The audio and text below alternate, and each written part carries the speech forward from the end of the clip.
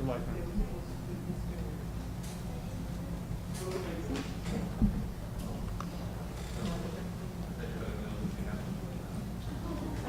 Hello, everybody. Hi, everybody. Hey, Oscar, how's it going? ¿Cómo están todos? Muy bien, ¿usted? Better than I deserve. We're live already, so we're going to get started here in a few minutes. Mr. Garza, you ready? Yes, ma'am. Mr. Hernandez? Ready. Mr. Martinez? Mr. Acosta? Okay. Good evening. It's 5:30, Tuesday, October 19th, 2021, and I call this public hearing on the Financial Integrity Rating System of Texas of the Board of Trustees to order.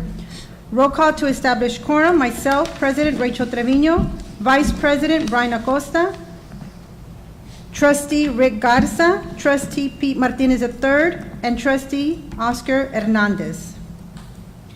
Ms. Sines, do we have anybody signed up for? Okay. Next on the agenda is we have a presentation on the overview of Schools First, Financial Integrity Rating System of Texas, Mercedes ISD Rating Report. Mrs. Mendiola. Good evening, Madam President, Board of Trustees, Mercedes ISD staff and community. We have Ms. Olga Hines, our CFO, who will be presenting on the first rating.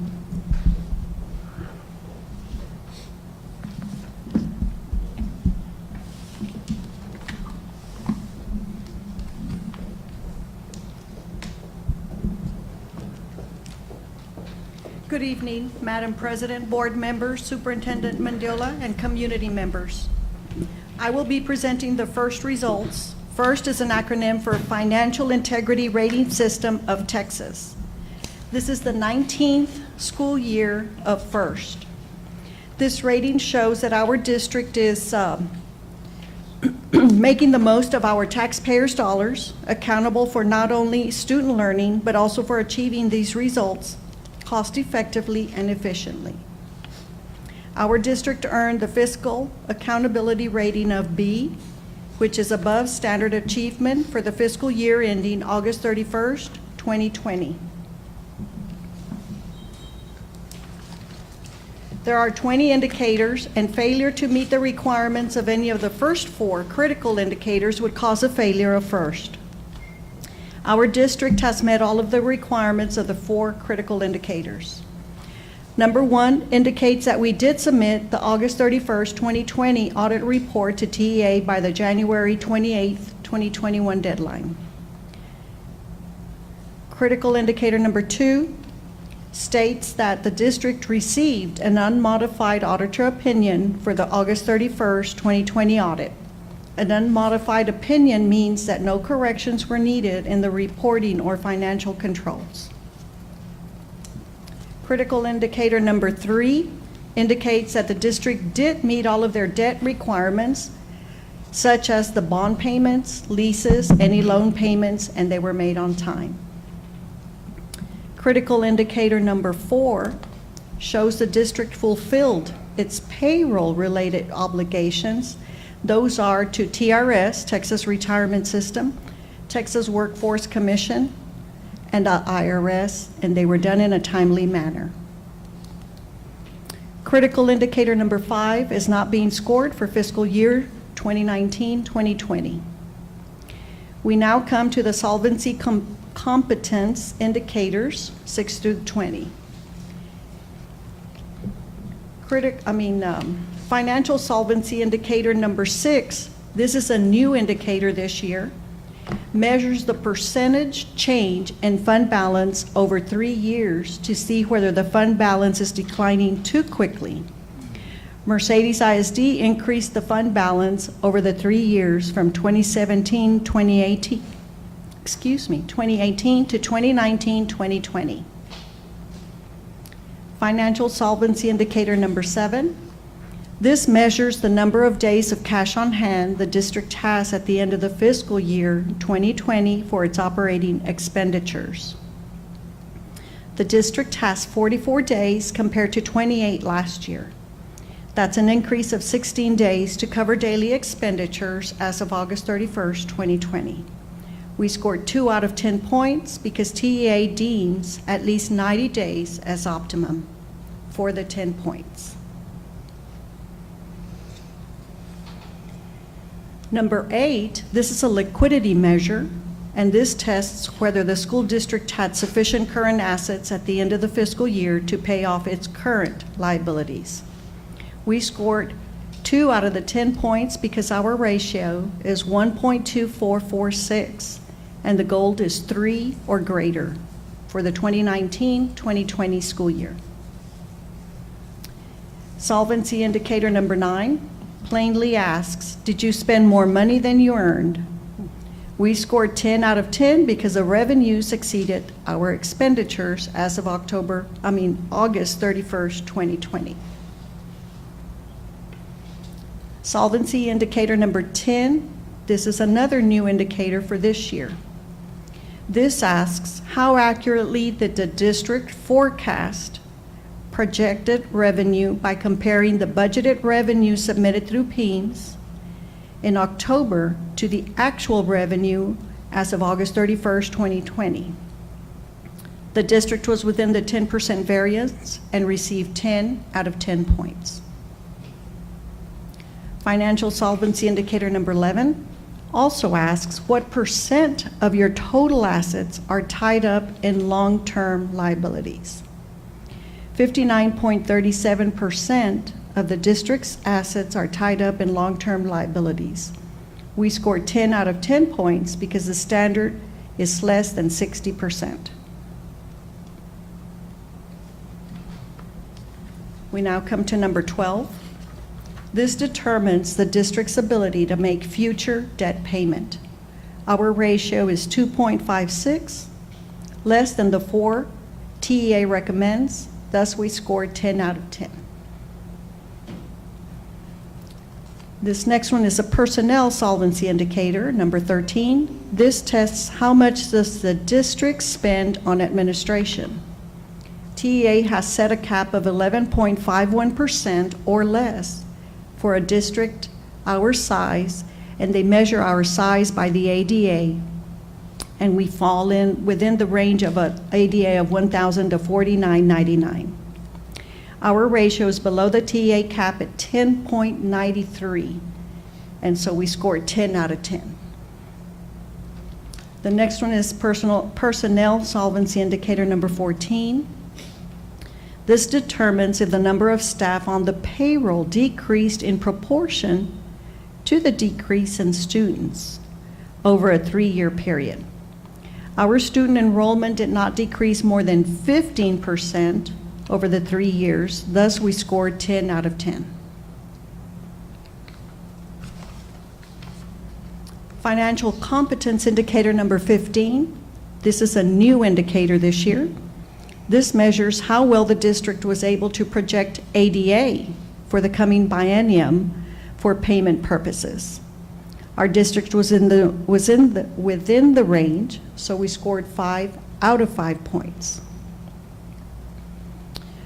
Number 16 compares the quality of the data reported to PEEMS, compares it to the district's 2020 audit report to be sure that the data reported matches up. And the district passed because the variance was less than 3% that's allowed. Number 17 reports that no material weaknesses in internal controls were disclosed on the 2020 audit report. The district passed.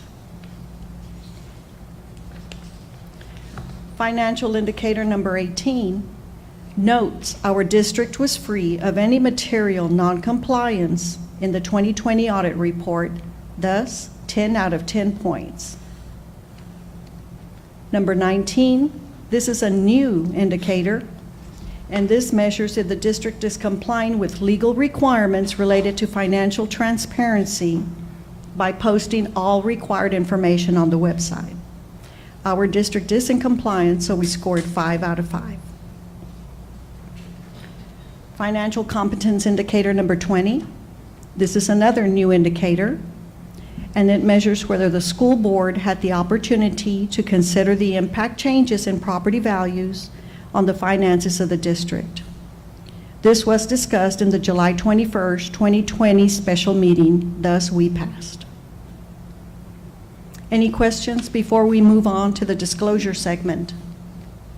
Ms. Hines, I have a quick question. Now, some of the indicators, they overlap, so one affects the other, correct? Or no? Pardon? I'm sorry. Ms. Hines, some of the indicators overlap, so one indicator can affect the other ones as well? Yes, sometimes, Okay. yes. Okay. Mhm.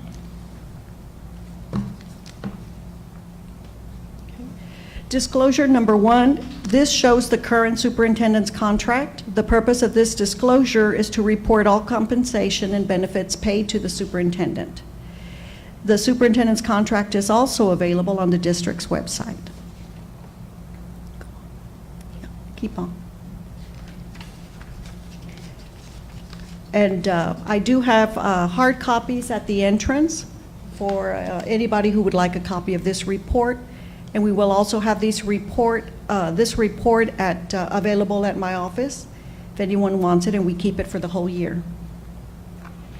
Disclosure number 2 summarizes the reimbursements received by the superintendent and board members as of August 31st, 2020, categorized by meals, lodging, transportation, etc. And this is for a total of $10,248.53. Disclosure 3 reports if any compensation was received by the superintendent in exchange for professional consulting and/or other personal services in the fiscal year 2020. None were reported.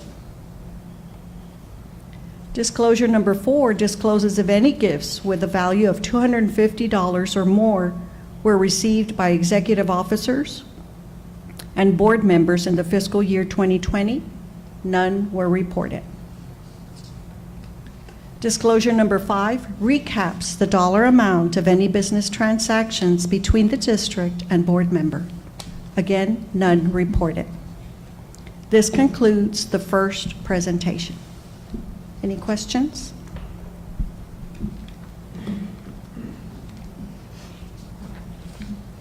Does the board have any questions for Ms. Hines?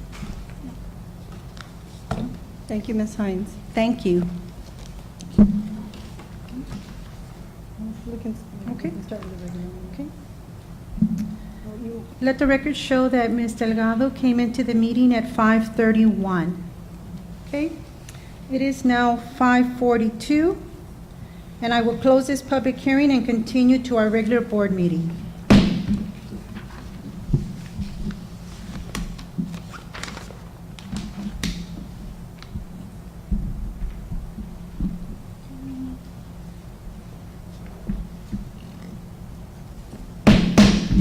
It is 5:42, Tuesday, October 19, 2021, and I call this regular board meeting of the Board of Trustees to order.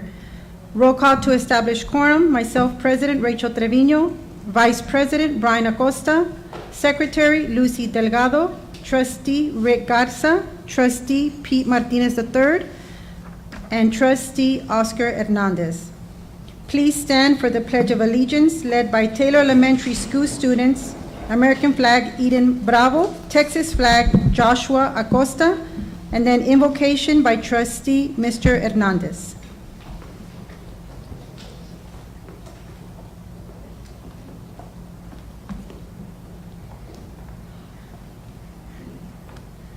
I pledge allegiance to the flag of the United States of America and to the republic for which it stands, one nation under God, indivisible, with liberty and justice for all.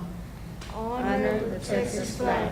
I pledge allegiance to thee, Texas, one state under God, one and indivisible.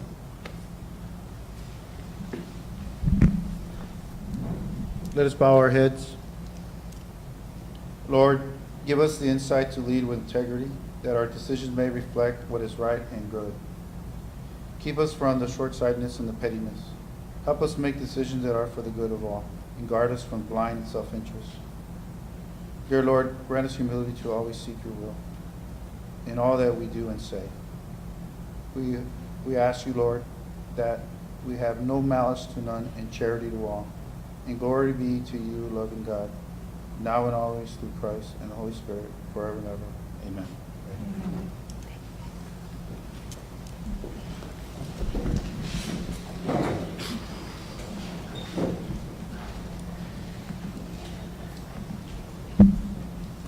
We'd like to thank Taylor Elementary students. Thank you guys for coming out.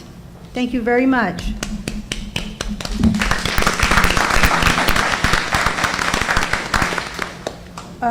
Open forum, Ms. Sines, do we have anybody? No? Okay. Next on the agenda, we have the superintendent's report. A, student recognition. 1, Mercedes Early College Academy's College Success Award, Gold. Ms. Jeannie Venecia, Principal.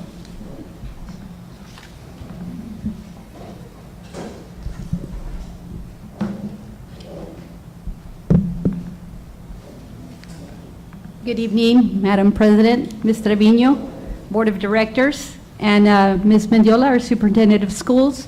Mercedes Early College Academy received the College Success Gold Award by GreatSchools.org on September 23, 2021. Mecca was one of only 1,770 public high schools among 26 states to achieve the College Success Award with the gold distinction. For the GreatSchools.org College Success Award, a public school must have a data verifying the college enrollment and college success of its graduates. To reach the gold level, a school must have received the College Success Award at least twice. This is the 3rd consecutive year Mecca has been recognized by GreatSchools.org for its college success record. We are very proud of our students, our staff, and South Texas College, our partnering college, who work very hard in order to achieve academic excellence. Mecca students are expected to take rigorous courses and dual credit classes so they have an opportunity to graduate with an associate degree from South Texas College. We would like to thank the Mercedes ISD Board of Trustees, Mrs. Carolyn Mendiola, our Superintendent of Schools, and Central Administration, who continue to provide the tools and resources needed for our students to be college ready. Furthermore, I want to thank our parents for supporting our program and our students every day who work diligently with them on a daily basis. In attendance, we have our senior student class officers, our Mecca faculty and staff. We have our President, Annette Tanguma, Vice President Sarah Cuellar, Secretary Ana Cosme, Treasurer Caitlin Olivares, Historian Jocelyn Colunga, and again, once again, congratulations to Mercedes Early College Academy, College Success Award, Gold Distinction.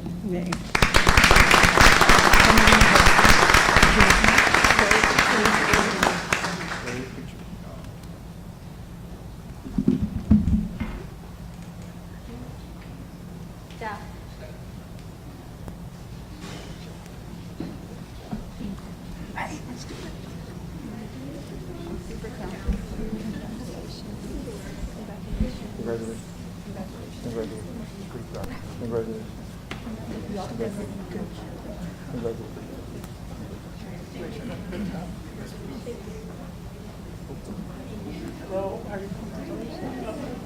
Thank you so much. Thank you so much.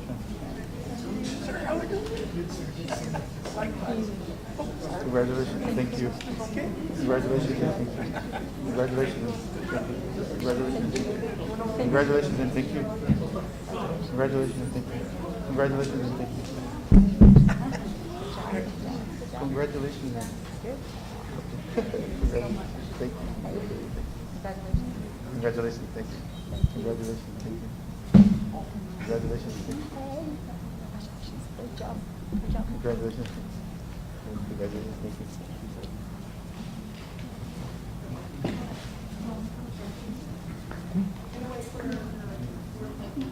No, I'm fine.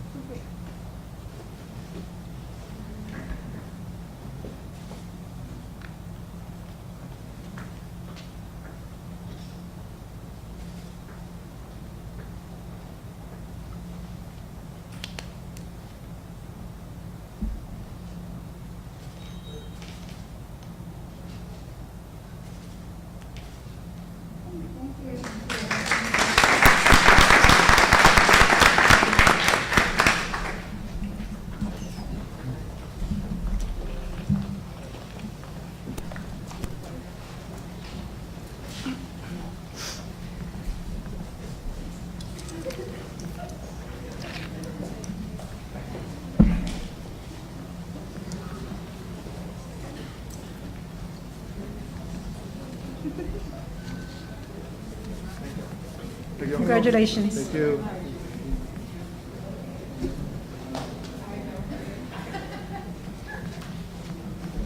Next, under student recognition, orchestra students advance to regionals, William McKinney and Natalie Olivares. Ms. Olivares here? They're practicing. No. No, she said she was going to be here. How about Mr. Salazar and Ms. Venecia? Nope. Okay. Well, I'll go ahead and, let me see, do we have, I have the announcement, I'll go ahead and make the announcement. I guess the student is not here either. I know some of them were practicing for pigskin, or not for pigskin, but for area competition. So we'd just like to recognize 2 of our students that advanced in orchestra. Congratulations to the following orchestra members on their placement with the TMEA All-Region Orchestra Ensembles. Earning a chair in Region 28 Middle School TMEA Honors Orchestra is Nora de la Garza, an 8th grader violinist who attends Chacon Middle School. Earning a chair in Region 28 High School TMAE Honors Orchestra is Alania Garcia, a junior violinist who attends the Mercedes Early College Academy. The students will rehearse a few times before the concert with students from the Region 28, Donna to Brownsville, and present a concert on November the 6th, 2021 at the Harlingen Performing Arts Center at 5 p.m. Congratulations to these students, and thank you to the directors, Ms. Natalie Olivares and Mr. Mark Rainey, for assisting the students with this process. We want to wish them the best of luck.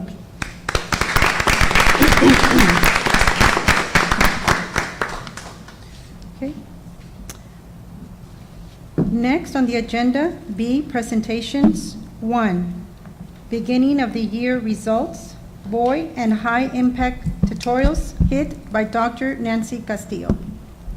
Good evening, Madam President, Board of Trustees, Ms. Mendiola, Superintendent of Schools, and our community, and our MISD staff. Tonight, Mr. De Los Santos and myself will be presenting the beginning of the year results and our high impact tutorials.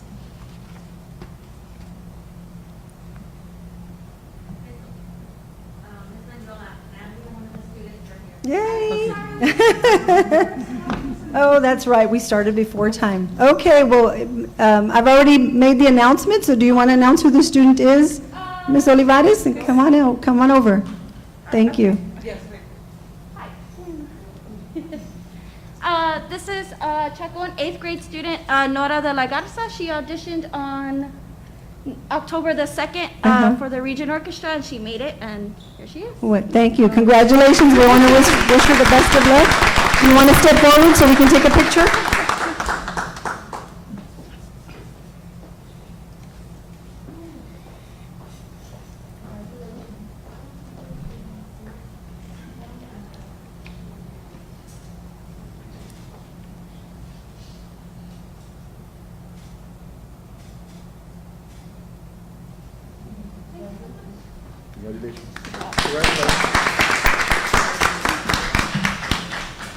Okay, we're going to proceed with our presentation. The beginning of the year assessment is a STAR. It was afforded to all students whether they took the STAR in the spring or not.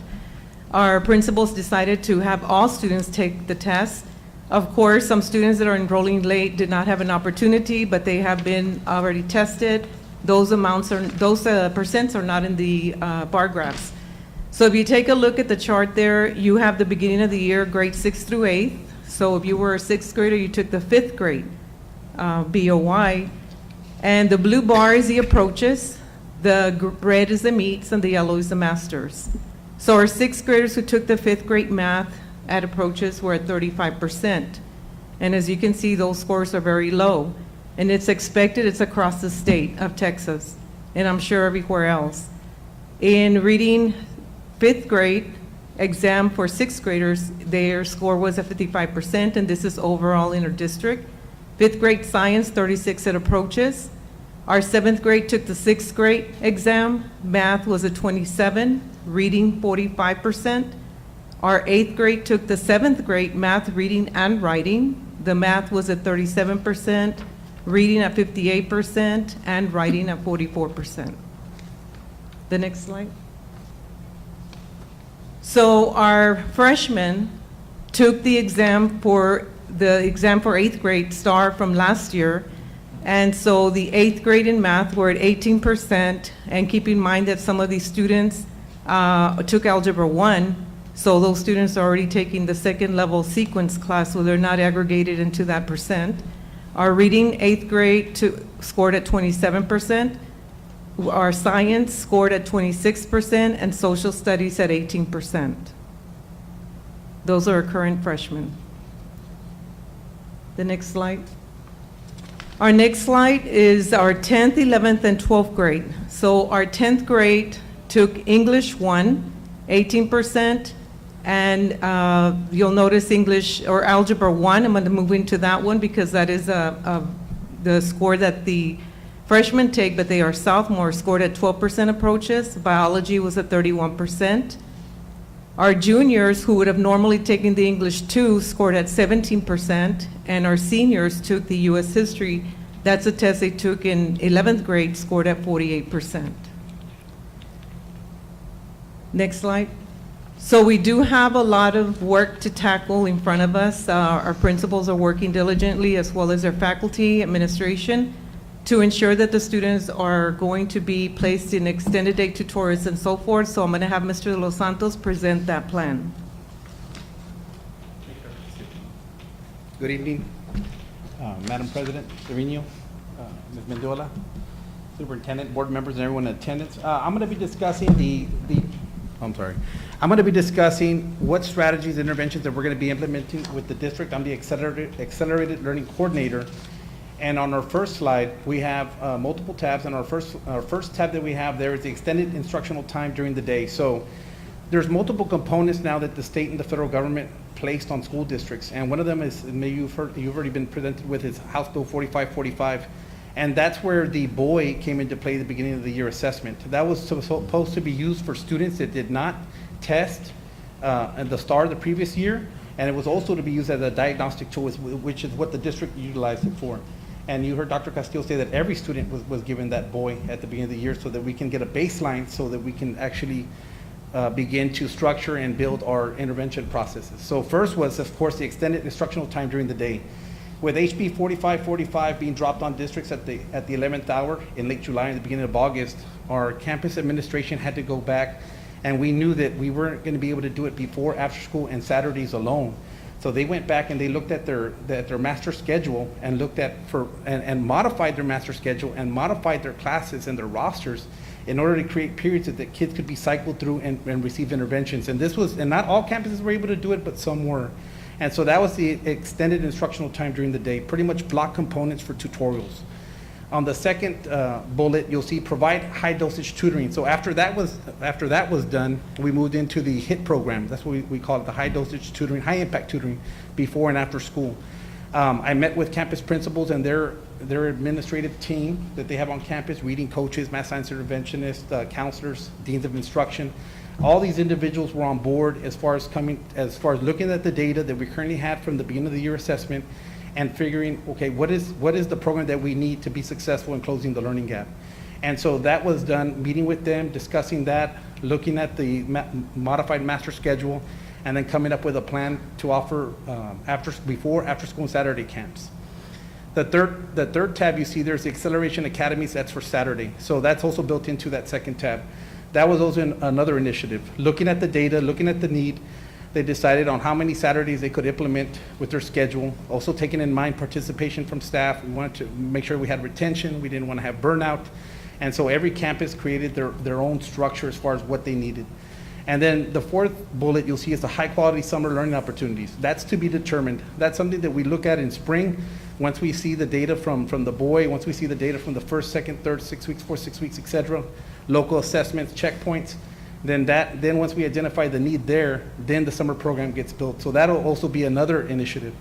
And these are all initiatives and components that if you look at the applications from the state to the federal government for ESSER funds, this is pretty much the strategy that's being identified, accelerated learning opportunities. And I'll go in a little bit more detail into that.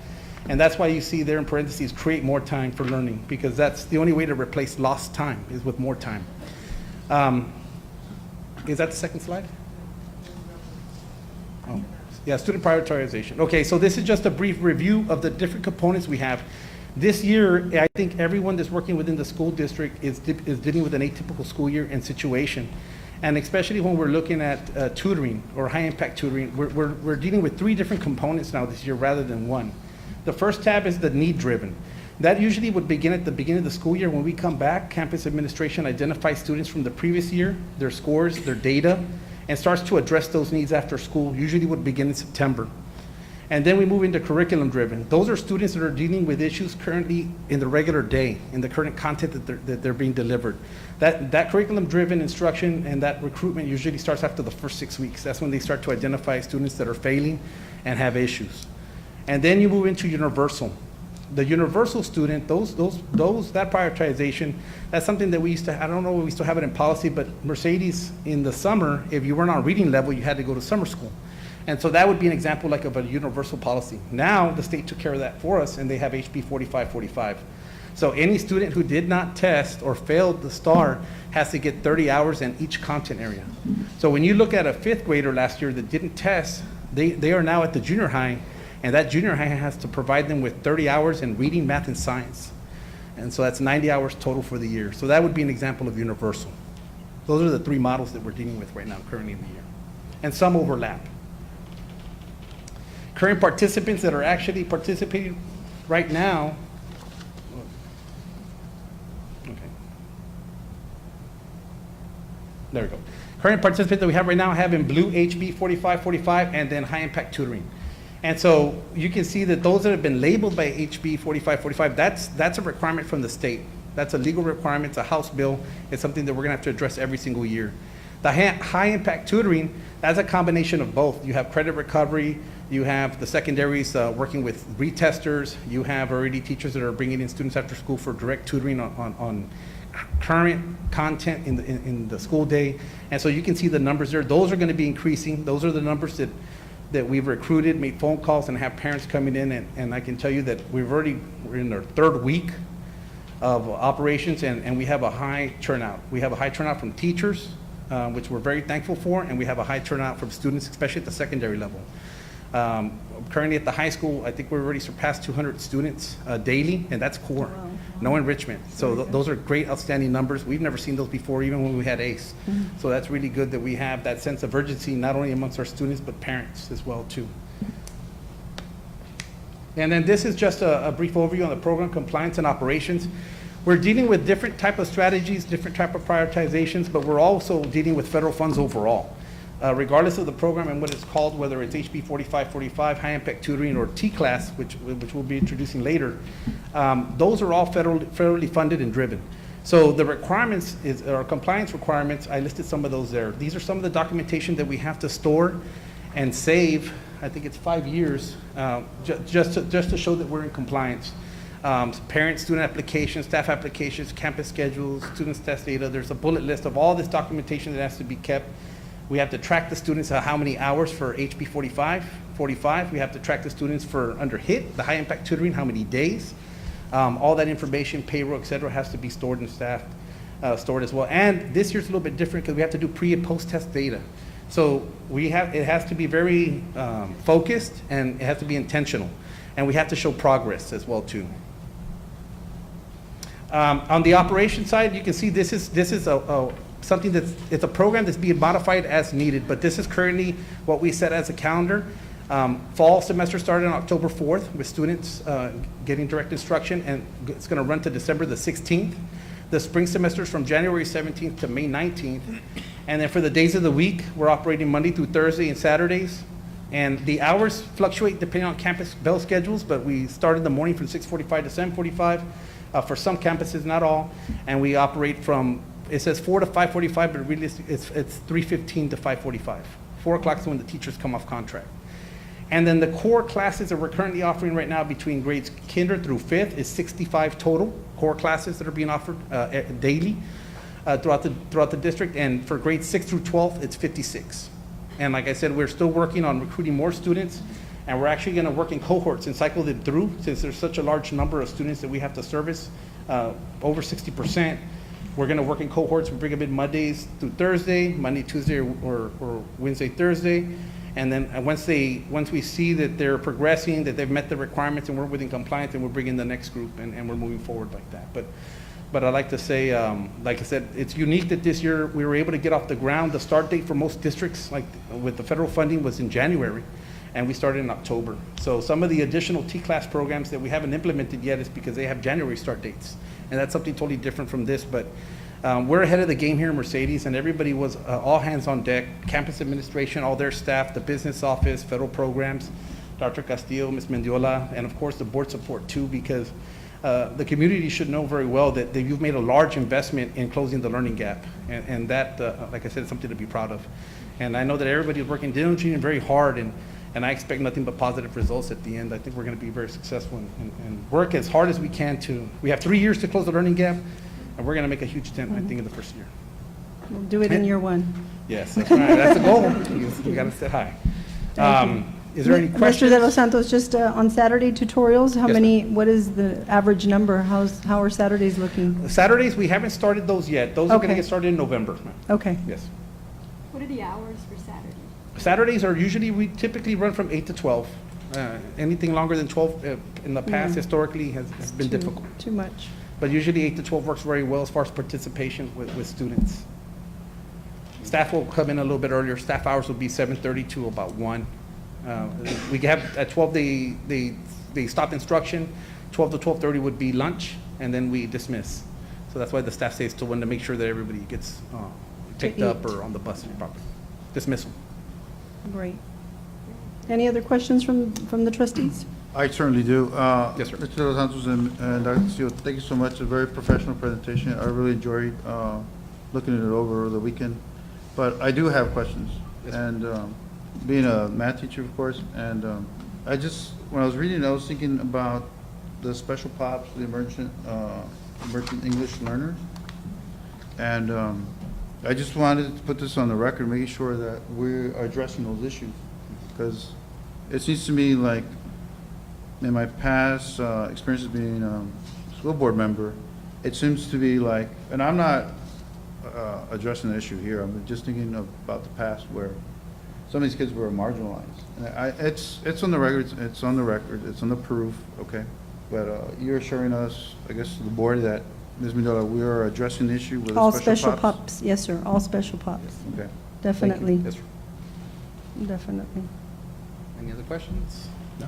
All right, thank you. Mr. De Los Santos, Yes, sir. I have a question. So looking at how you're doing the prioritization, and you have need-driven, curriculum-driven, and universal.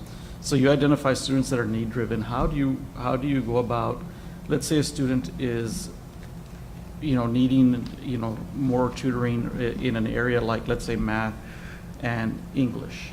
So how do you do that? Do you dedicate one, for instance, on the Saturdays that they're going to be coming in?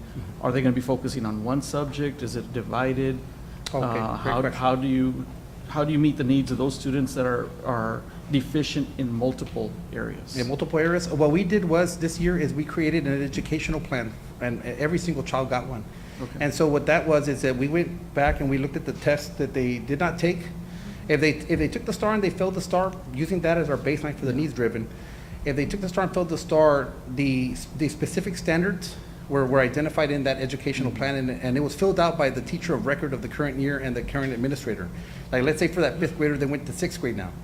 Because how is, let's say, Harold going to know exactly what the needs are of this student? So that educational plan was filled out by the principal and the teacher of record from the previous year, designated the tests that they failed, designated the standards that need to be addressed, and then that plan was then taken to the campus of current record for the year. And then at that point, what they did was, and this is where it got tricky, is that the campus principal and his staff then had to look at the schedule and identify the teachers that would be available. So they went out and did a staff recruitment to see who first was available to work, and then designate those teachers and break them down into a schedule to where they would be working directly with those kids, and then using that educational plan and that information and grouping them, because you want to make sure that they all are covering the same content, because you don't want to have half of your class not needing that tutoring and the other half needing it. So that was the difficulty in the process as well. Like I said, having kids that did not take the STAR and then fail the BOY, that kind of alleviated the grouping, because they're all covering the same content. It's almost like a remedial. And so that's kind of one of the strategies they did. And so it's specific, it's intentional. And it has to be this year because all that documentation we have to submit in case we get audited. And so that's one example of the D-driven. Right, House Bill 45, and then ESSER funds Right, overall. And so that was kind of, like I said, even with the daytime, like high school, it's amazing how they did it, but they were able to, at the 11th hour, redo their whole entire schedule and create these blocks, and then shuffle around classroom rosters so that you can make sure that the kids are able to go to that block period at the same time. It was a lot of work that these individuals put into place, and especially across 3 different components, because we have the universal need-driven, and then we have now, after the first 6 weeks, the ones that are curriculum-driven. So that's an example. Each one has an educational plan, and it was signed by the parent as well, too. Great. So it was sent home and signed. Yeah, I think that's important. I mean, the presentation is really great. I like the fact that, the communication is going, following the student, right, to identify the needs that they have. I know it's going to be a very big challenge trying to get them up to speed because you're trying to cover what they should be learning at this point, but then there's some information that they need that they lacked from the previous year. So it's going to be a big challenge, and my hat's off to the teachers for having to help out and catch up. So I appreciate the fact that they're, offering services and helping out in the ways they can to make sure our students are successful. So I know that it's a big challenge. This is the aftermath of what happens with the pandemic. So, Yes. But thank you for preparing this and having a roadmap to ensure that our students are successful. And like Ms. Mendiola said, hopefully we get there sooner than later. Oh, yes, yeah, that's the goal. Yes, sir. Yeah. Great job to Dr. Castillo and Mr. De Los Santos. Thank you very much. Thank you for your time. Thank you for your diligence. I have a quick question. Yes. Mr. Costa, thank you so much. You started rattling a couple of marbles I still have up here. Ms. Mendiola, I talked about the special POPs, the emergent English learners. Some of the students that I know are probably in extracurricular activities, Yes. they are taking care of are you, Well- can you assure us that they are doing the tutoring, et cetera, et cetera? It's no pass, no play, so as long as we have the coaches on our side and the coaches understand that tutoring is going to come first before athletics. And the principals will ensure that happens. Okay. Yep, definitely. Let's not just single out Yes. football, okay? Don't- Yeah, Band, all athletics, that's why I okay. said athletics. Any sports, and Thank that you. includes band too, fine arts. Okay, thank They you. need to be sound academically first before we can, before they can attend any of those extracurricular events after school. Excellent, ma'am. That's a priority. Thank you. Any other questions? Okay, we're going to move on to 2, compensation plan 2021-2022, proposed revisions. Janie Rodriguez.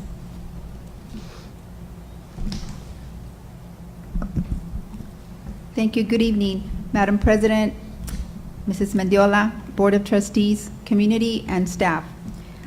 This evening, I'm going to be presenting a proposed amendment to our compensation plan.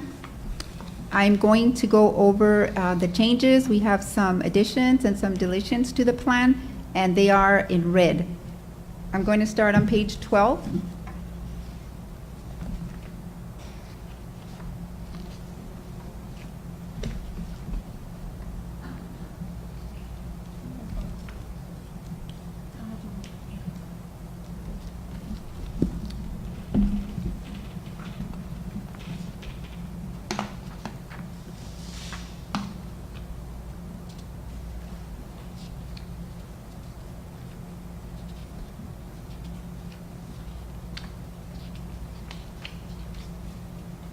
Okay, so here on page 12, you'll see communication and marketing specialist. We're adding that position to our compensation plan.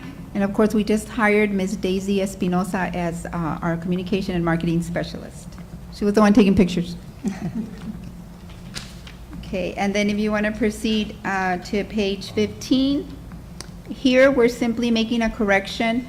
Our campus secretaries for the elementary level are at 303, but in essence, they're at 304. It was just in the wrong place, but they're being compensated correctly.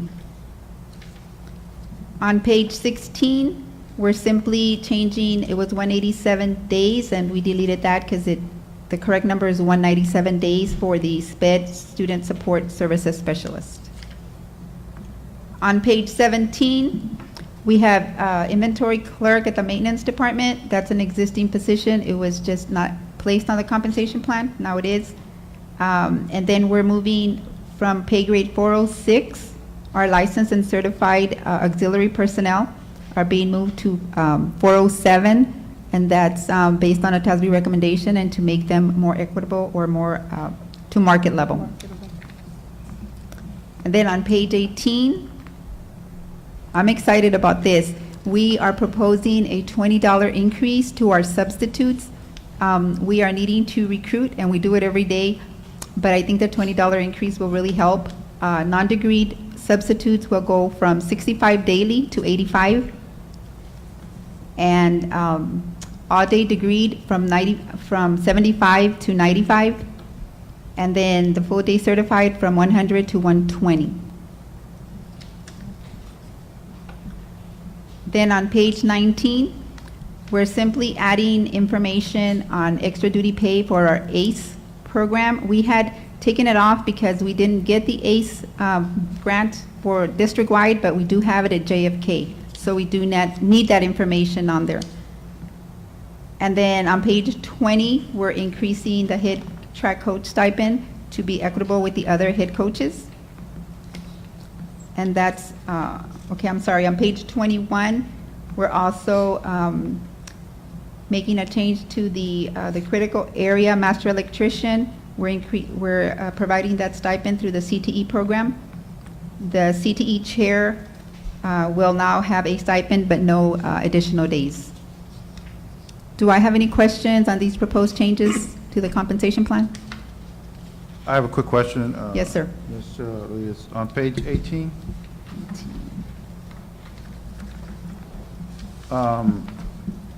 about the substitutes, is that the market average? I mean, are we competitive? Because, you know, it looks like school business has gotten very competitive, and I want to see if where are we at on that? We're average. There are districts that are paying more, but they're usually larger districts than we are.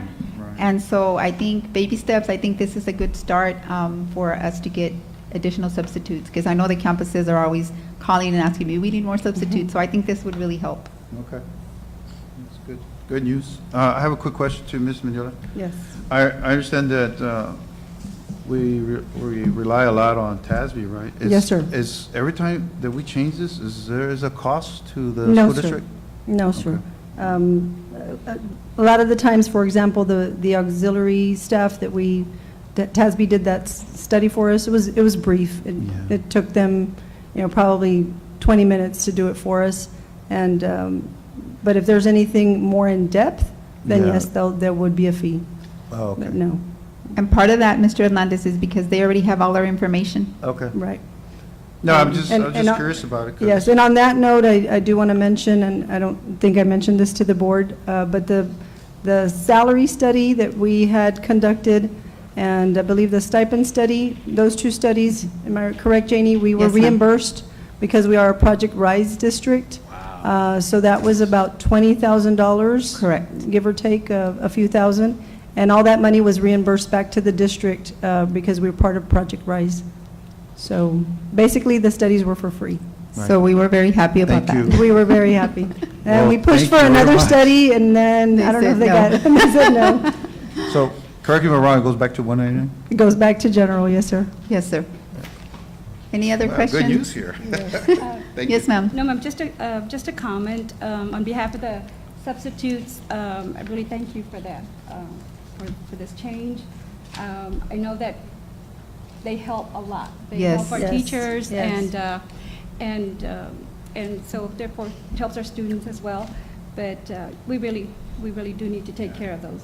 Take care of Yes, them I as well. agree. So I thank So, you, Board of Trustees, for really- thank allowing you, us Ms. to do this. Mendiola. Yes. Yes, no, thank you. And Yes. more than anything, I think the principals thank Yes. us tremendously, because they have done everything they can to cover classes and they themselves cover classes when they have to. Everybody is in there. It's a team effort. So I know the principals will be very thankful if we can recruit more substitutes with a higher pay. You have some very loyal substitutes. And we do, yes, Very ma'am. loyal people. So, thank Yes, you they've so been here much. through the whole Even pandemic. through COVID, even through COVID, yes. Yes, appreciate it. Thank you, Ms. Rodriguez. Okay, thank you. Thank you. Thank you. Next, number 3, 2020-2021 Bilingual ESL Program Evaluation. Ms. Gracia. Good evening, Madam President, Ms. Mendiola, board members, community, and staff. This evening, I'm bringing to you, this is a required presentation that I have to do every year. It's an annual evaluation based off of the Texas Education Code, and we have to present before November 1st. And basically what I'm going to review, you can go ahead and go to the next slide, is the academic progress that our ELs have progressed in, how much English they are becoming more proficient in, how many of our kids actually exited the program last year, how we've trained our teachers and the result of that training, the number of teachers, if we did file an exception and a waiver, that's the next page. Last year, and then how many actual teachers got certified, and then the PD plan for our teachers to become certified. Okay, if you can go to the next one. These were our EL counts for last year. We had a total of 1,316. We did lose 68 ELs from the previous year. You can go to the next one. Okay, I think you skipped one. Go back up. Okay, so this is the participation rate, and I went ahead and included the state, the region, and our district. And as you can see, we did have less students that actually participated in our state assessments. And then, of course, I compared the 18-19 to the 2021 school year, because in 2020, the state waived because of COVID. So that's what we're looking at. So you can see that in 18-19, we had 99% of our ELs that participated in exams, in STAR exams, and this past year, we only had 68%. So we did have fewer kids test. You can go to the next one. And so what I did in this one is I went ahead and included, again, 2019 compared to 2021, the state, the region, and the district, and I did it by subjects. And what I looked at was we did have decreases in our scores, but when I compared ourselves to the region, to Region 1, we are pretty much at the same rate, percentages. So if you look at all subjects, from region to Mercedes ISD, we only had a decrease of 1% less than the region. If we look at our reading, we had a decrease of 4% less than the region. And so you can see the differences in all the subjects. As a district, we did have the biggest drop in math. We had a 42% drop in our ELs in math, followed by writing and science at a 28% decrease. Social studies was at an 11% decrease, and reading was at a 10% decrease. And then between the region and Mercedes ISD, the lowest decrease for us was 6% in social studies, but we were very comparable to the region. You can go to the next one. So this is what used to be called PB-MAS, and here a lot of these are still report-only categories, but I did get these, the graduation rate and the dropout rate, we did improve in both. And remember, in these, you want to be at a 0, because if you're at a performance level 0, that means you're closest to what the state wants you to be at. So that's where we want to be. So we improved, the graduation rate went from a PL1 to a PL0, and then our dropout rate stayed at a 0, but the rate didn't improve. You can go to the next one. So this is the test that measures how our students do based off of language. So STAR measures how our kids do academically, and TELPUS measures how our kids do with English. They are measuring the 4 domains, which is listening, speaking, reading, and writing. So our kids do basically, it's an online test for listening, speaking, and reading. And then writing, what it is that each EL student has to write 5 writing samples that the teachers rate. And then basically we get a composite score and it's equal. 25% is each domain, okay? So in this, if you go to the next one. In this, I compared ourselves to where we were with the state and the region. And 2 years ago, the state said that we all needed to be at a 30, that's the target that they want us to be at.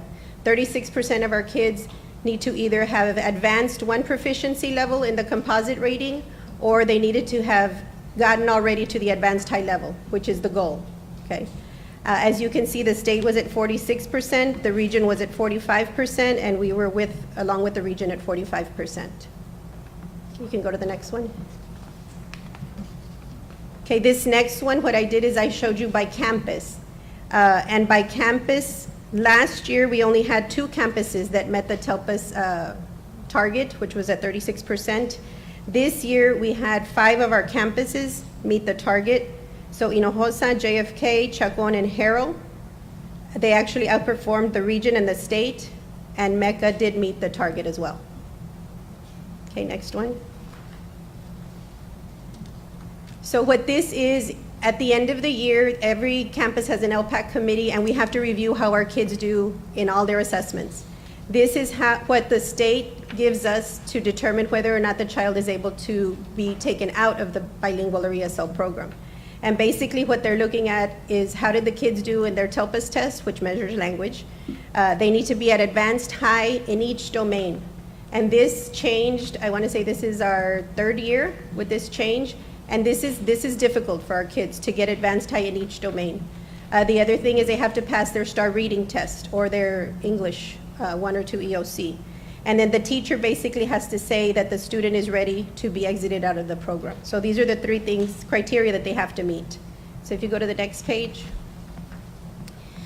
So this past year, this is the least amount of kids that we have ever reclassified, okay? And we recommended, or not, well, the campuses recommended 40 ELs for reclassification at the end of the year. And of those 40, when we went back and we looked at data, 36 of them passed their STAR. What kept our kids from exiting was getting the advanced high in all 4 domains, okay? And the main one is the speaking.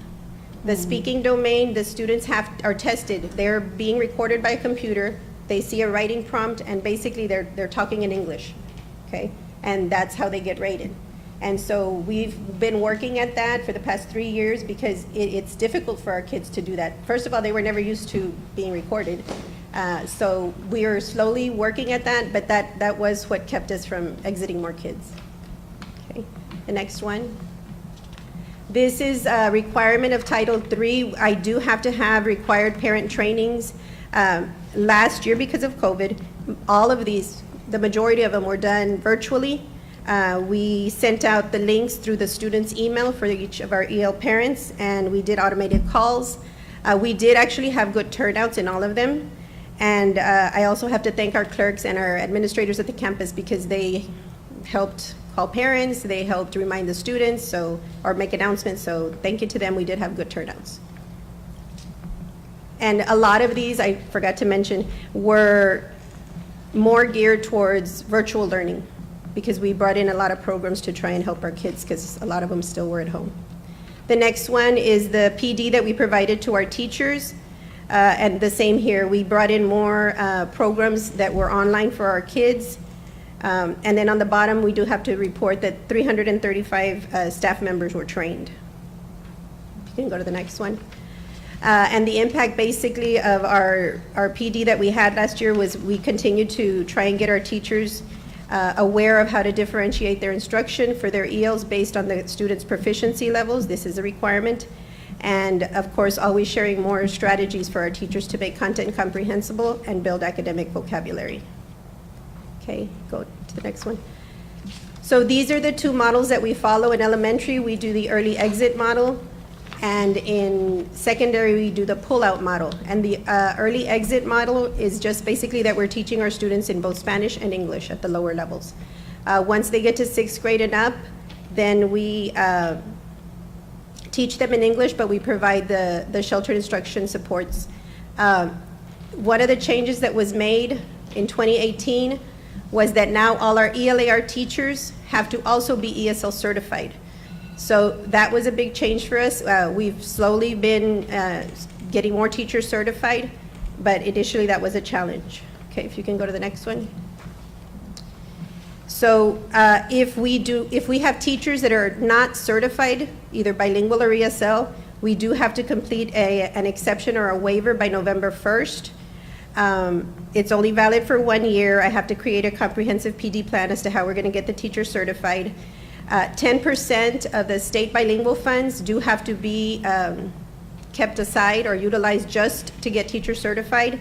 And of course, we have to take actions as a district to ensure that we're working towards getting more teachers certified. The next one. So last year, because we had very few teachers that were not certified, we actually didn't apply for an exception or a waiver. Instead, I worked with HR and we put those teachers on an emergency permit. So that's just telling us that we had 4 secondary ELAR teachers and 2 elementary life skills teachers. So we didn't have to set aside the 10% of our funds. And Ms. Rodriguez and I met with all these teachers to let them know about the urgency of them being certified. You can go to the next one. This is just the different type. These are the consultants that we bring in. What I try to do is bring in different consultants so that they can hear basically the same information, but through different consultants and different strategies and ways. The BTLPT, which is for the elementary teachers, that is very difficult for our teachers to pass because they are assessed in Spanish. Our ESL test usually is the one that they're very successful in, and then the bilingual supplement, okay? As a result of last year's training, and that was a mistake, it wasn't 7 secondary teachers, it's actually 8 became ESL certified, and we had 1 elementary teacher pass the bilingual supplement test. But since we started this in 2018-19, as a district, we've gotten 43 teachers certified. 40 of our teachers have been ESL certified, and 3 have been certified in bilingual in the elementary. We have 5 others that have passed one part of the test, but they still haven't been successful with the BTLPT, so we're still working with them. The next one. And basically, we still encourage our principals to be intentional about placing the kids and the teachers so that we can maximize the amount of certified teachers that we have with our students. We continue to provide training for them. We encourage, of course, our teachers to continue to take their state exams. The fee for their test fee, that is reimbursed by us. And then we also pay the substitutes when they have to be out for testing. So for this coming year, we are going to have to apply for an exception. We're currently at 11 elementary teachers. This is the biggest amount of elementary teachers, and possibly 1 secondary ELAR teacher that's going to be on an exception. So that is it. Are there any questions? Ms. Gracia, on the stipend for the bilingual, for teachers that have bilingual or Certification. ESLs, the stipend is based on number of EL students now? Correct. Okay. Mhm. Any questions? I'd like to have a discussion about the slide where we have 2021 closing the gaps, English language proficiency status, outperform the region and the state. I guess the conversation I want to have with the board and the superintendent and the community and the taxpayers is that I know what closing the gaps means, but for the sake of the audience and people who are at home, can we, Ms. Gracia, if it's okay, could we just explain a little bit the closing gaps? So basically what we're trying to do is, and I do this by campus, is I usually compare our all students to our EL students so that we can see actually how that gap is between each of the 2 populations, okay? And so what we do then is we look to see where are we struggling the most in, but basically our goal is to close that gap. We want all our kids to be at the same percentages in all our content areas. So, ma'am, is this reported to the state, Ms. Mendoza, the closing the gaps? Yes, This- it is this part of comes from the its, state, yes. yeah. Okay, Domain and this, 3. and this is gonna lead to my point is that, you know, outstanding. Thank you, Ms. Mendola and Mrs. Gracia, because, and I can sit here and honestly say that, you know, those are touchdowns, those are the band performance. This is like a celebration because it shows that, we're addressing an issue, because I see these kids, right? Those are gonna be our taxpayers. Those are gonna be our citizens of Mercedes, and they're gonna be very, hopefully they'll be protective, productive workers in there. So I just wanna stop for a little bit and just say, you know, thank you so much for addressing the issue of the emergent, English learners. So, thank you, ma'am. Thank you. I Thank know you, Ms. Ms. Mendola. Gracia does a great job of looking at the data and addressing it with the principals and making sure that our students are performing as close to the entire student group as possible. So she's always looking at that data and sharing that data. Now we have two strategists. That's what I wanted to say is. Which are also, I don't know if you Yes, want to elaborate on they're that. here. Are they here If today? They can stand. We have, and thank you, Ms. Mendiola, Dr. Castillo, and the board, because I finally got help. Yes. So I have Ms. Beatriz Perez, so she's helping us at the elementaries, and then I have Ms. Eva Cardenas, she's at the secondary level, so for our ESL. So yes, thank you. And I've seen the difference because they're in the classrooms, they're working with the kids, they're talking to the teachers, and so I feel like we're moving. And I want to also thank our principals because, you know, whenever I tell them, okay, we're going to do this, we're going to have this training, or we're going to do this with the kids, I was a principal, so I know, and Overwhelming. yes, it's a lot, but thank you. Thank you. Thank you, Ms. Mendola. Estoy bien agradecido. Yes, sir, thank you. Any other questions from the trustees? Thank you, Ms. Gracia. You're welcome.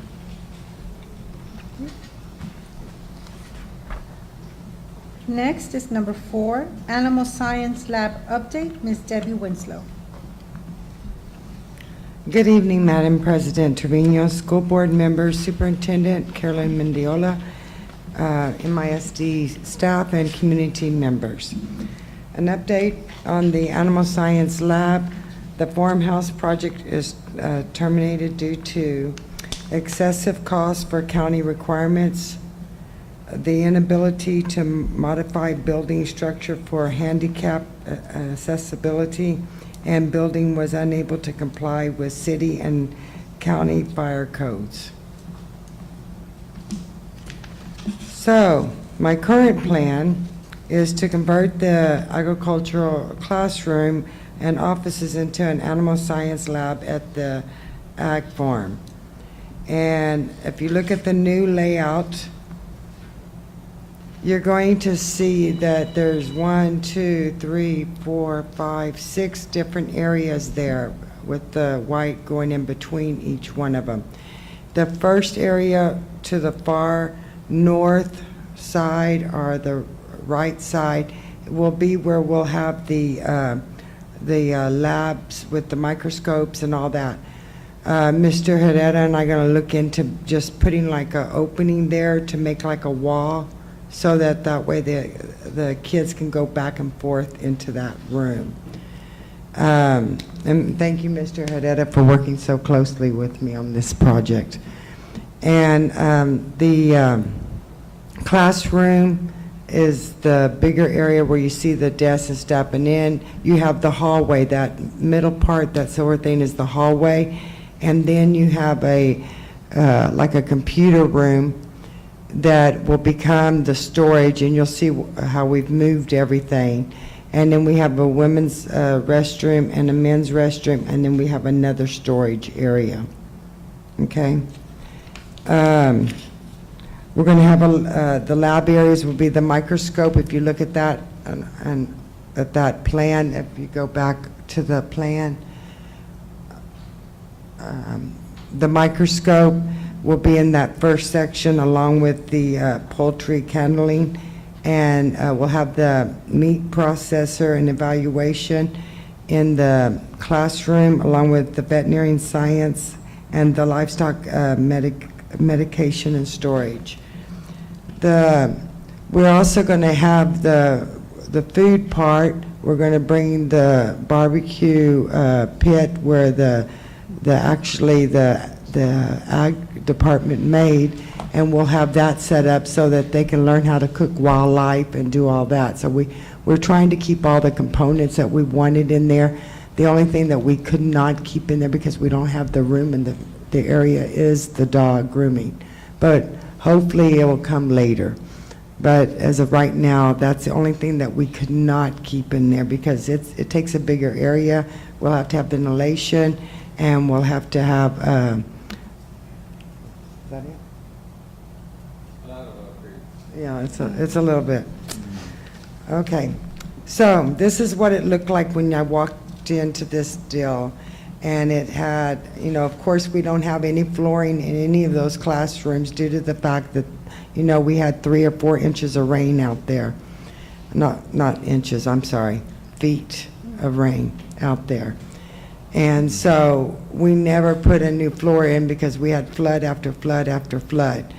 So we've taken all of the cabinets out, and if you notice, we've cleaned and etched the concrete. And I'm going to tell you who we are in a minute because it's not me. Mm-hmm.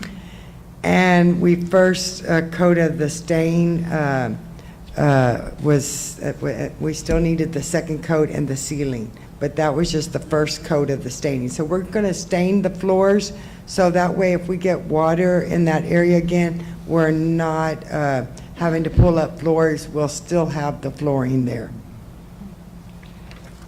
Okay, if you go to the next picture, this is what the classroom's looks like, but we're going to be taking all of those cabinets out, and they will be painted, sealed, removed, removal of the storage shelves, everything will be out of there, and we'll stain the floors, and then we've got desks and chairs that we're putting in there, so it's going to be really nice. All the work done on this project so far is being done by our construction and electrical students. They're the ones out there doing all the work. So it's a real rewarding, and it's what our programs are all about, is getting our kids to be the ones that are actually doing the work and making a difference. And that's something they can be proud of. Mm-hmm. So that being said, you know, I'm going to go over the materials, the same material, and I just put where I've ordered whatever material. We're still offering the same courses in there, and all the license and certifications are the same, except for we don't have the dog grooming, and I'm sorry about that. And thank you, and do you have any questions? I don't have a question, I just have a comment.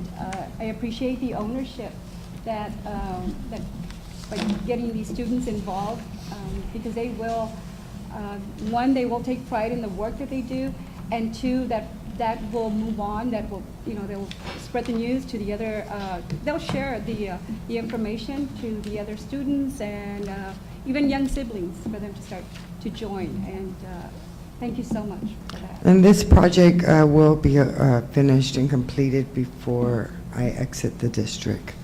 So. Thank you. Appreciate it. Mm-hmm.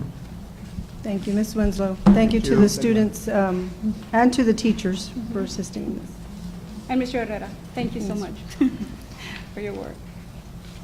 Okay, we're going to move on to the action agenda. A, Business Office. Discussion and possible action to approve revenue and expenditure report for August 2021. Mrs. Mendiola. Yes, Madam President, Ms. Olga Hines will be presenting on this item.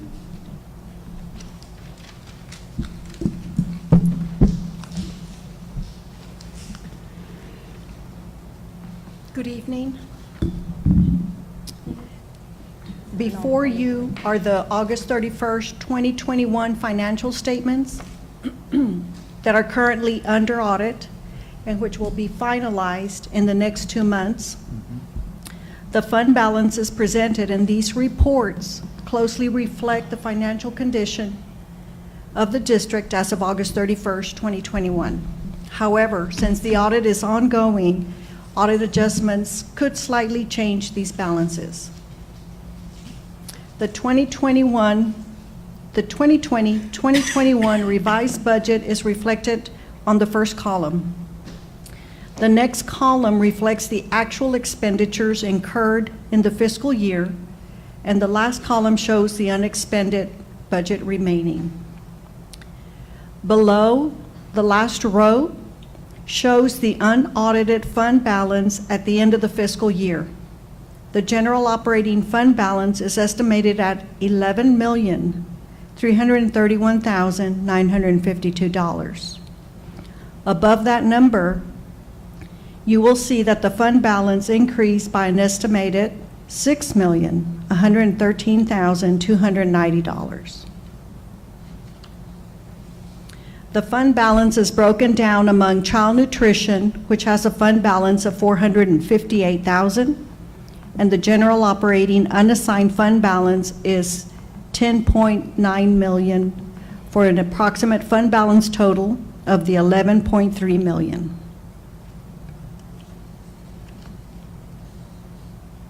In 2019-2020, the district had 43 days of cash on hand, and it is projected to increase to 103 days at the end of the 2020-2021 school year, the audit year under going right now. Any questions? I have a quick question, Ms. Hines. Yes, sir. Okay, let's assume it's 103 days, correct? So I noticed on one of the actual gauges there, so we're not going to be able to see that 103. Let's say we do get 103, right, on the fund balance, but Right. we won't see it for 2 years, basically, right? Right. On the first, are you referring on Yeah, the for the first rating, first. sir? Yes, on the first rating. We won't see it for 2 years then. Correct. Okay. Thank you. Still a good job. But we can still get an I was just thinking, what do you A. get? We can still get an A with, even if we only have Oh, 6. true, true. Yes. Can we Yes, still get the A with the then? 43? We can, Uh-huh, yes. With the current 43 days. There will be some changes to the first. Some indicators will be eliminated. So we still don't have all the data to kind of estimate what our grade will be. We'll be careful.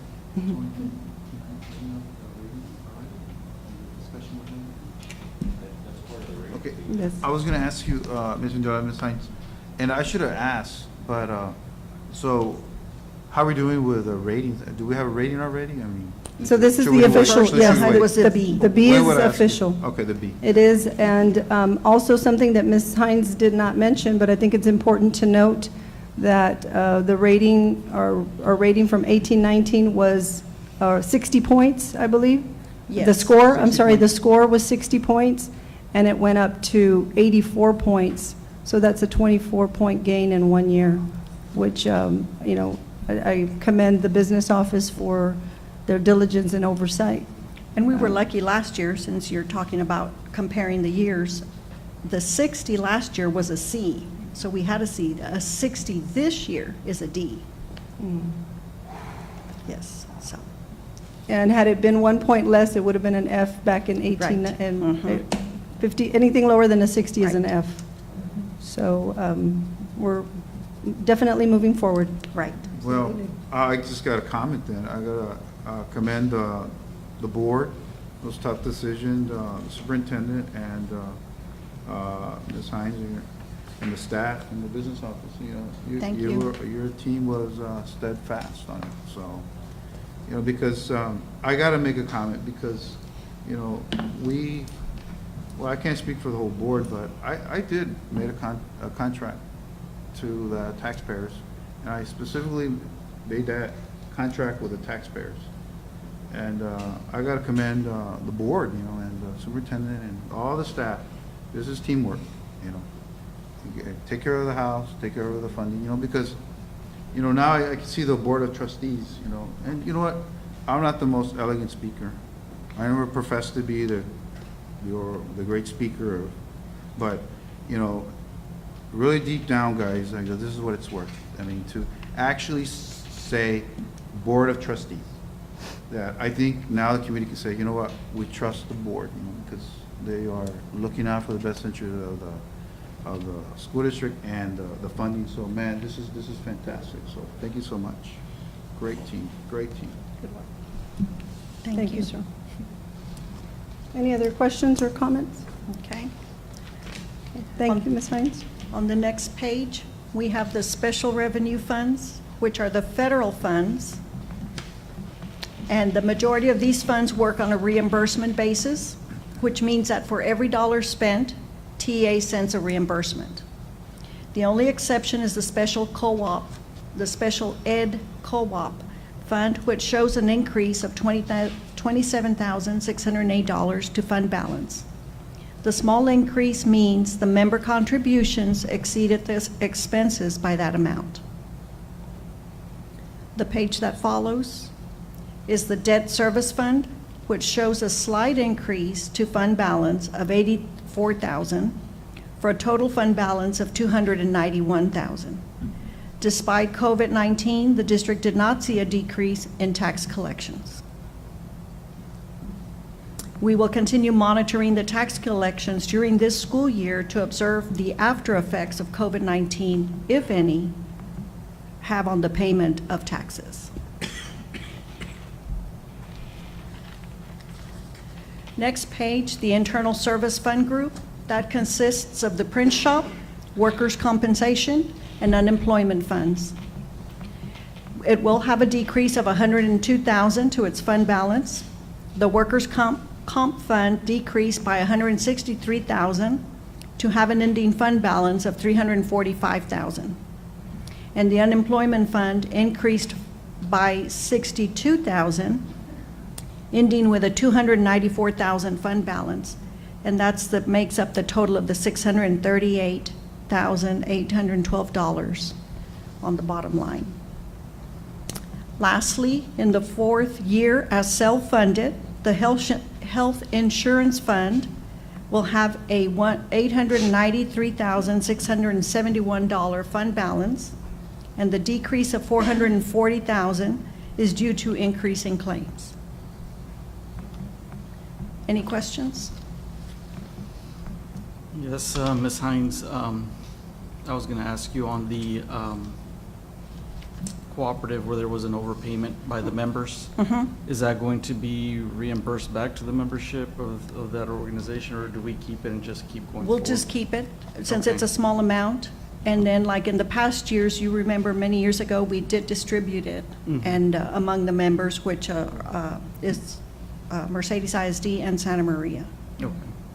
And then there was a decrease, I guess, in fund balance for workman's comp. That's due to injuries that we've been having at the office or here at work? Yes, the premium increases. And also, in order to alleviate some of the expenses in 199, we stopped funding workers' comp by only maybe charging 9 months out of the year to 199 and to the federal programs. But we stop it because there is a fund balance, and to kind of help 199, we don't fund it part of the year. Okay. And then finally, you said the health insurance, an increase in claims. Do you think that was due to the pandemic that we saw that, or? I think so, because last year we had an increase to health, to the fund balance. And I think now people, they're not with the COVID-19 shut-ins, and now they're visiting their doctors. Okay. Have we seen, I don't know if I can ask, but have we seen what the impact has been here lately with the COVID on our staff?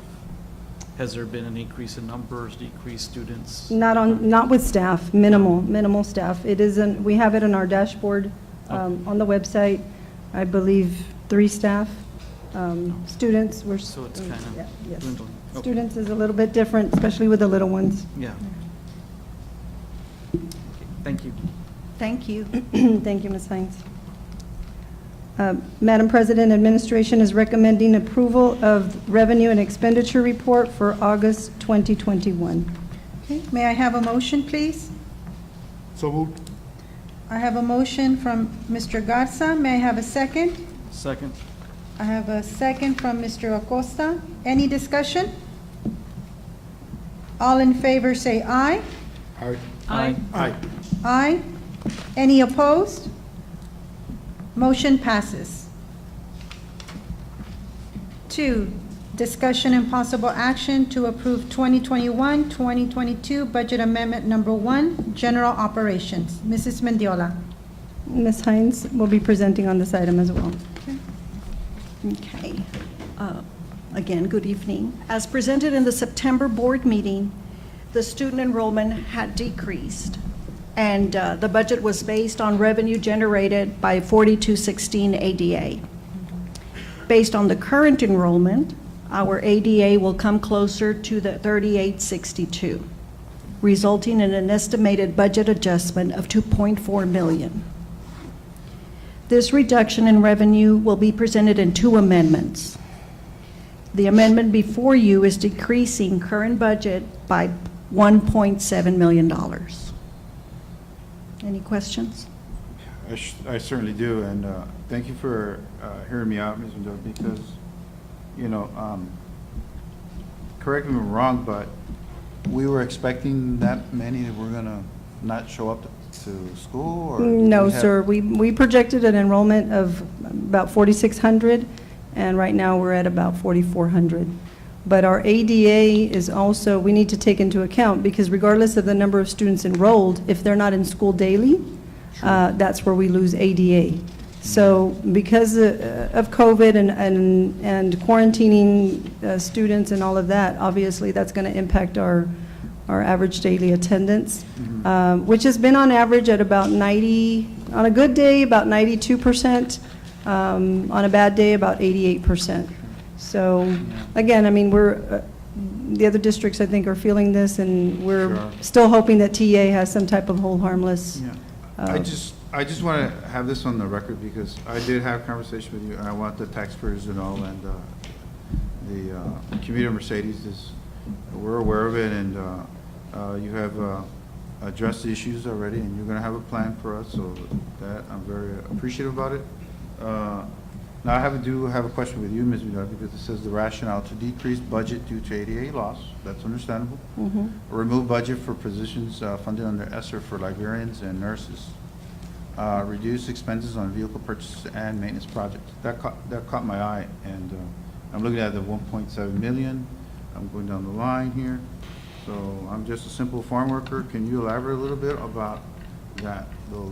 Yes, so what we're doing is we're reclassifying some of our 199 personnel and using ESSER to pay these personnel. We are allowed to supplant with ESSER funds, and that's exactly what we're doing in order to relieve the general budget, the 199 budget.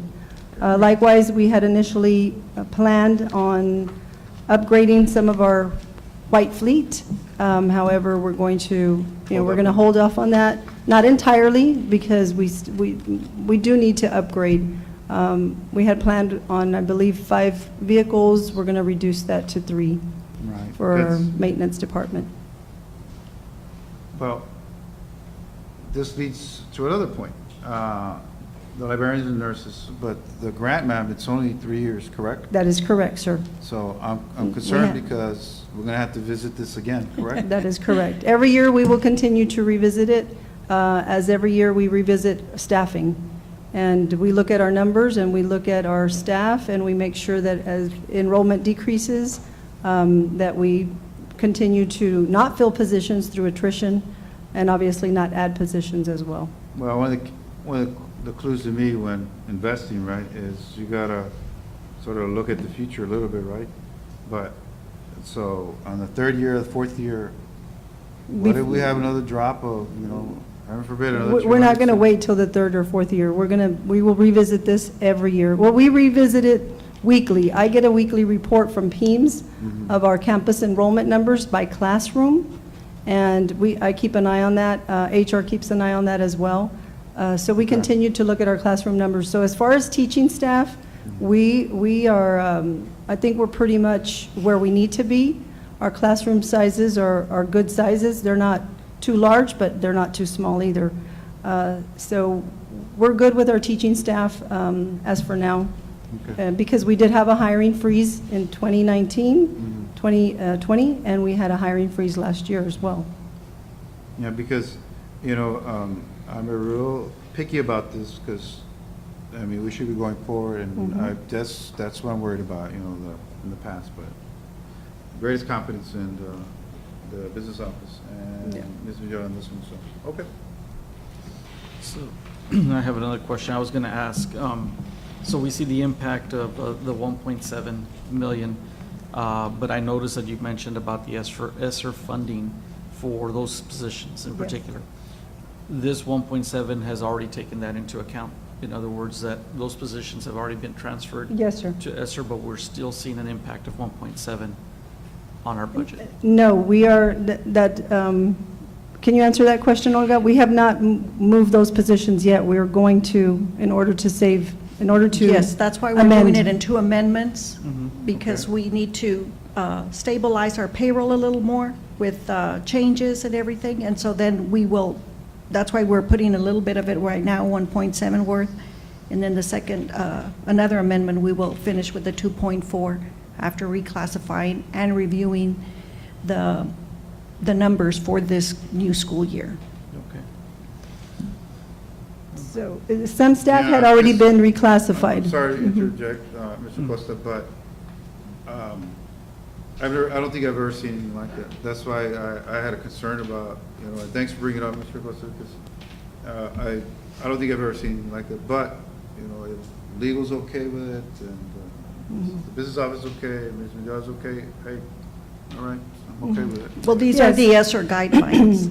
Yes, we're Bingo. following, right. Like, as I mentioned, we can supplant, ESSER is for supplanting and supplementing, so we're, So we're okay we are with the following the Yes. guidelines, yes, sir. I should ask that question. Yes, Thank you.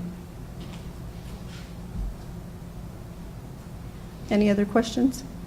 And so going down the road, like Mr. Hernandez asked, a couple of years down the road, we're going to be proposing a new budget at that point, having our estimated numbers, and we'll go through that.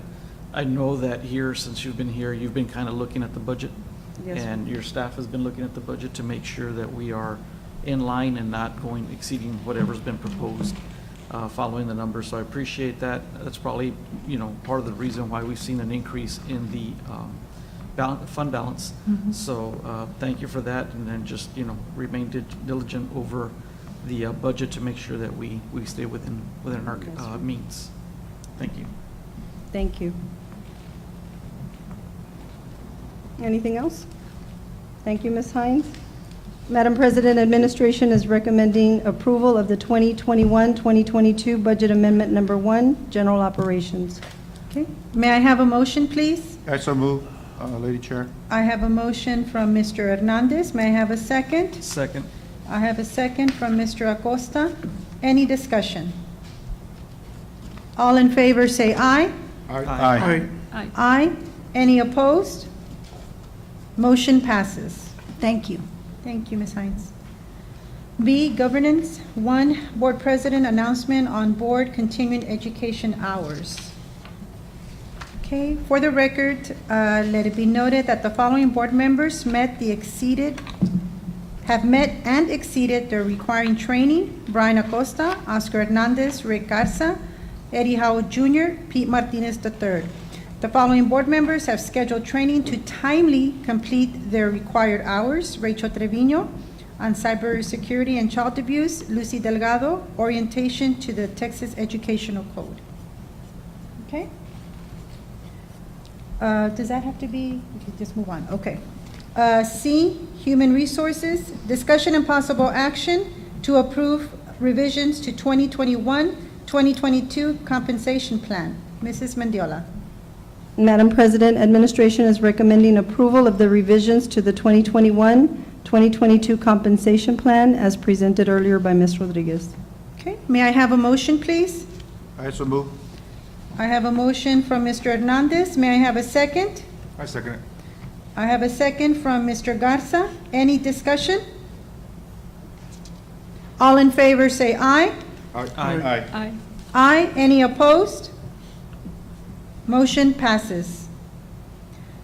Okay, 2, discussion and possible action to approve contract service agreement between Region 1 ESC and Mercedes ISD for tutoring services. Mrs. Mendiola. Madam President, administration is recommending approval of the contract service agreement between Region 1 ESC and Mercedes ISD for tutoring services. Okay, may I have a motion, please? So moved. I have a motion from Mr. Garza. May I have a second? Second. I have a second from Ms. Delgado. Any discussion? All in favor say aye. Aye. Aye. Aye. Any opposed? Motion passes. Okay. We are now at the consent agenda. I'm going to start to my right. Ms. Delgado, is there anything that you'd like to pull from the consent agenda? No, ma'am. Thank Okay. you. Mr. Hernandez? None. Mr. Garza? No, ma'am. Mr. Acosta? I'll pull item D2. D2? Yes, ma'am. Okay. Mr. Martinez? No. Okay. May I have a motion to approve items except D2? So moved.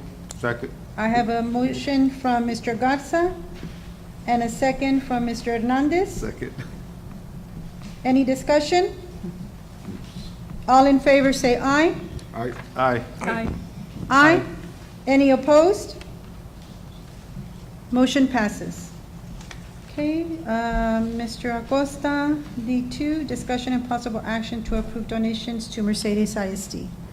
Yes, ma'am. No, I just wanted to put on the record and thank these individuals and these organizations for the donations that they're making to the district.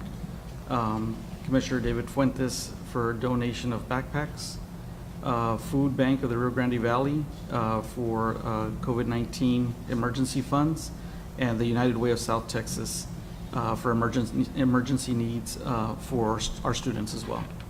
So the amounts were respectively $300, $7,500, and $2,000. Yes, sir. That's it. Thank you to Ms., on that note, thank you to Ms. Lisa Cantu for her diligence with this and applying for these grants with United Way. I don't know if she's there now. Thank you, Ms. Cantu. Thank you. He's back there, okay. So we're ready to, So that being said, I'll make a motion to accept. or okay, approve. okay. I have a motion from Mr. Acosta to accept D2. May I have a second? Second. I have a second from Mr. Hernandez. Any discussion? All in favor say aye. Aye. Any opposed? Motion passes. Okay. Executive session.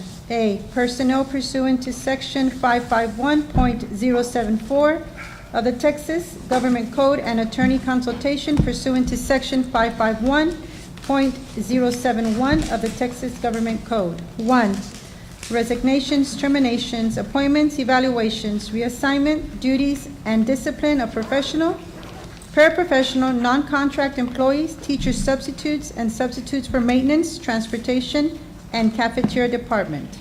B, student discipline. It is now 7:08, and we are in executive session.